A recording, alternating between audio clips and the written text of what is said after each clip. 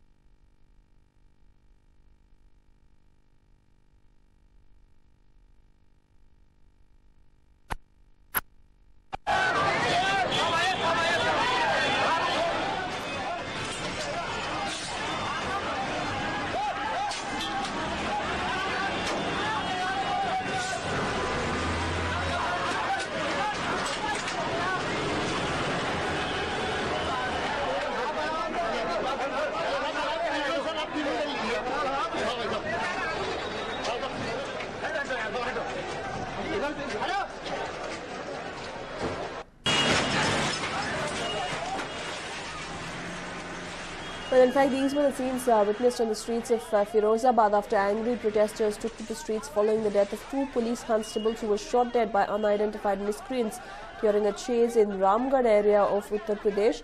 It is said that the angry protesters even targeted the police officials for their inaction in the case. We can see that a bus is being emptied and every single vehicle that is passing by is being targeted and attacked by these protesters. Well, as far as the incident involving the two constables being shot dead are concerned, the incident took place when the police duo constables Dinesh Pratap Singh and Giriraj Kishore Gujjar, who were around 30 to 32 years old, were chasing a group of miscreants last night in Sailai Road, which is in the DIG range of Vijay Singh Meena. Well, the duo had learnt of some miscreants fleeing after carrying out a loot and had gone to intervene. While Giriraj died on the spot after being shot, Dinesh was rushed to the hospital where he died during treatment. Following the incident, the SO of Ramgarh, Ajay Kumar Yadav, and Sub-Inspector Omar Farooq have been suspended. A manhunt has also been launched to nab the assailants, but the people absolutely angry with this development and took to the streets and vandalized several public properties as a mark of protest.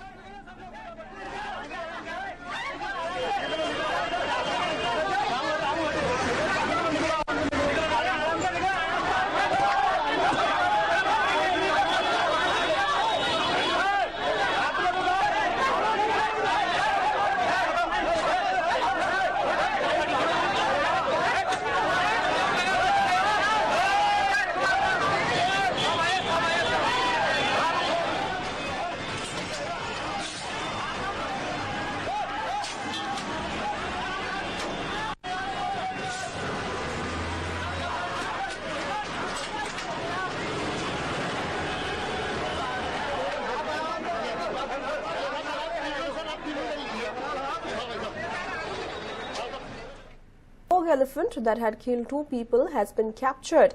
The elephant was captured from the wild using 8 domestic elephants. The incident took place in Shimoga. It took the forest department 10 days to capture the rogue elephant. The wild elephant was captured at Ammanagude.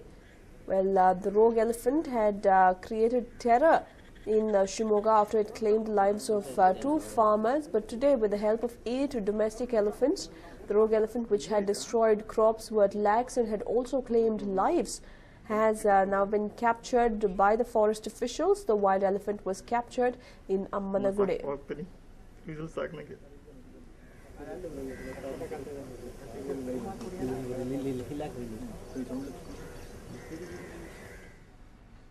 Moving on, a BMTC bus belonging to Depot 35 was stolen in Majestic. Well, the bus is registered under KA01FA2338. The bus was stolen when it was parked at a service road in the area. The Uparpet police have registered a complaint in this regard. Quite shocking to say the very least that a vehicle as big as a BMTC bus was stolen from the busy Majestic area. It is not clear as to who exactly is behind such an act, but we have seen such incidents come to light in the past as well, quite rarely though, and the buses are more often than not stolen by miscreants for cheap thrills who just abandon the buses in the outskirts after a few hours.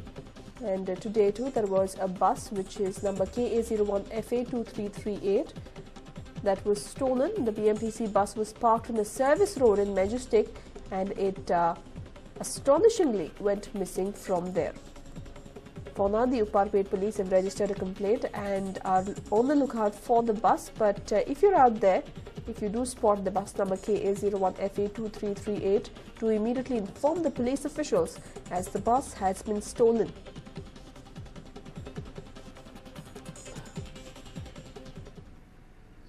And moving on now, India's wholesale price-based inflation accelerated to 6.01% in May from 5.2% a month ago. It is being led by higher food and fuel prices. During the month, food inflation quickened to 9.5% from 8.64% a month ago, while fuel prices were up by 10.53% compared to 8.93% in the previous month. The Statistics Department also revised the inflation number for March to 6% from the provisional figure of 5.7% released earlier.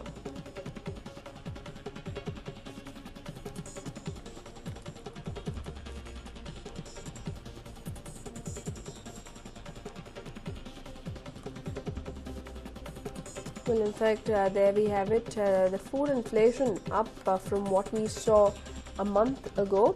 It has the total WPI inflation is at a 5-month high of 6.01% this month. The rise in the wholesale price index compared to 5.4% year-on-year jump forecast by economists. And in April, the wholesale prices rose at their slowest pace in 2 months to 5.2%. The reading for March was revised to 6%, and now it has increased to 6.01%.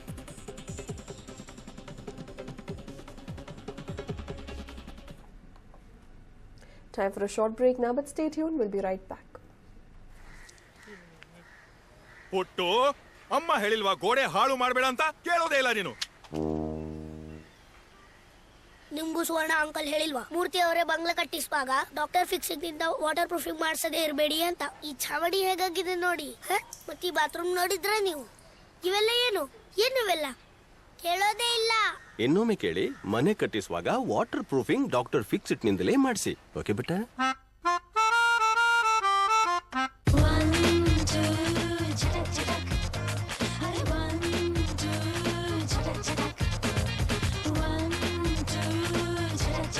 You keep the pilot. Pilot with Japanese V5 technology for break-free writing. Welcome back. Well, in a setback for Cricket Association of Bihar, their last-ditch effort to stall N. Srinivasan from becoming the chairman of ICC has gone in vain. The Supreme Court today declined to hold an early hearing of a plea by the Cricket Association of Bihar. An apex court bench of Justice Vikramjit Sen and Justice Shivakirti Singh described it unfair that the matter was being brought before it after the same was declined by an earlier bench. The court said this after the council opposing the Cricket Association of Bihar plea told that the bench headed by Justice J.S. Kehar had declined the plea last Thursday. Well, a shot in the arm for Srinivasan there, as the Supreme Court today declined to hold an early hearing by the Cricket Association on the plea by the Cricket Association of Bihar. The Supreme Court went on to state that it was unfair that while one bench had already declined it, the Cricket Association Bihar still was going ahead and approaching the Supreme Court on the same. And while Prime Minister Narendra Modi is in Bhutan, and on the second day he has in fact addressed the Parliament of the Hermit Kingdom. Narendra Modi praised the royal family of Bhutan for its role in improving the lives of its citizens. The Prime Minister said that it is commendable the manner in which Bhutan has transitioned into a democracy. He said that the growth of India will in fact ensure that its neighbours will become part of the growth story and bring it success. Modi vowed to nurture business-to-business relationships and also to invest in Bhutan's infrastructure. He especially singled out the hydel projects that will become part of India's energy calculus. However, Narendra Modi emphasized that energy security will be the primary means to ensure growth in key areas.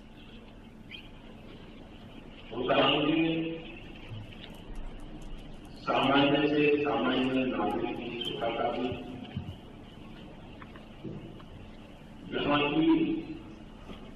Well, in fact, Modi in his second day has gone on to address the Hermit Kingdom. He congratulated Bhutan for making the successful transition into a democracy. He also went on to state that the development of India will signal the development of its neighbours, which includes Bhutan, and that India is more than eager to take its neighbours forward in this growth towards development. Expressing his privilege in addressing the session, Modi also praised the royal family of Bhutan. He said that it is commendable the way Bhutan royal family has protected the rights of its ordinary citizens, highlighting the strong ties between India and Bhutan and stressing on his B for B, Bharat for Bhutan relations theory. Modi said that India and Bhutan relations are bound by rich cultural traditions. He also said that close India and Bhutan relations transcend changes in governments as well.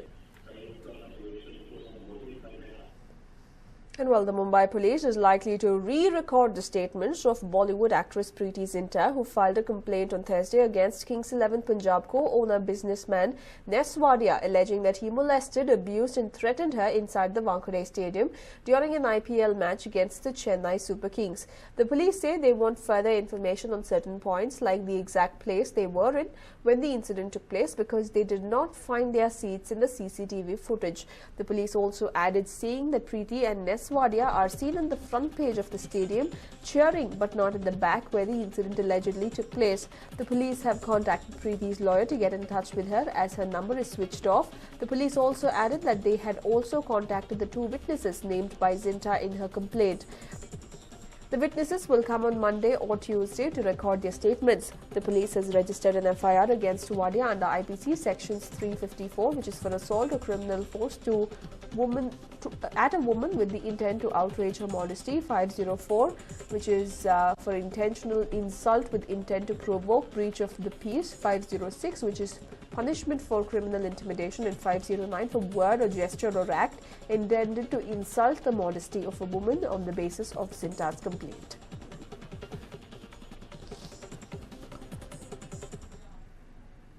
And while shocking images of the mass execution of Iraqi soldiers detained by militants from the jihadist group Islamic State of Iraq and the Levant have now surfaced online. The militant group that seized much of northern Iraq has now posted photos which show its fighters shooting dozens of captured Iraqi soldiers. The photographs were first released on the Twitter handle belonging to ISIL. About 60 pictures were posted by the ISIL account before being suspended for violating rules. The initial images showed dozens of Shiite soldiers being driven in trucks and being forced to lie face down in the dirt with their hands tied behind their back. In the next picture, in fact, these were the pictures that were shown, that were posted on Twitter. Finally, Twitter had to withdraw these pictures, considering that they were a violation of the rules. They were extremely gory and violent in nature. The Iraqi army is trying to stall the advance of the militant group towards Baghdad.